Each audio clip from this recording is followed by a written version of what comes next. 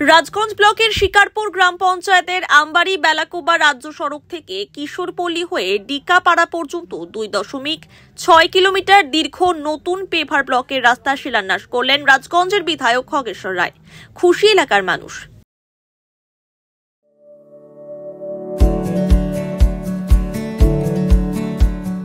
Pamper, not just a hospital, but a mother. Uttarbanga উন্নয়ন দপ্তরের আর্থিক সহায়তায় প্রায় 2 কোটি টাকা ব্যয় রাস্তাটি তৈরি করা হবে। এদিন বিধায়ক খগেশ্বর রায় বলেন, এলাকার মানুষের দীর্ঘদিনের দাবি আজ পূরণ হলো। উত্তরবঙ্গ উন্নয়ন দপ্তরের অর্থানুকূলে পেভার ব্লকের রাস্তার তৈরি করা হচ্ছে।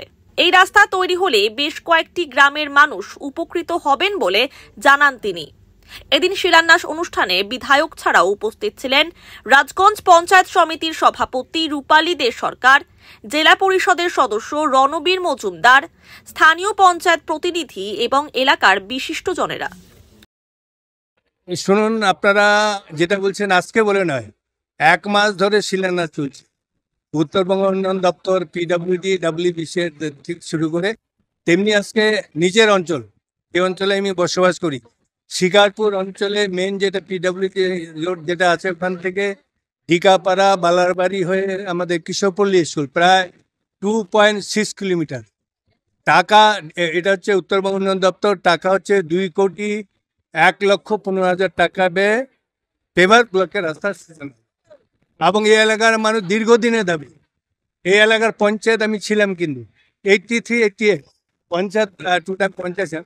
তাই এই এলাকার মানুষ আবার আমাকে 4 বার বিধায়ক বানিয়েছে। এই এলাকার মানুষের দাবি মতো 2.6 কিলোমিটার পেভার ব্লকের রাস্তা করে দেওয়া হলো।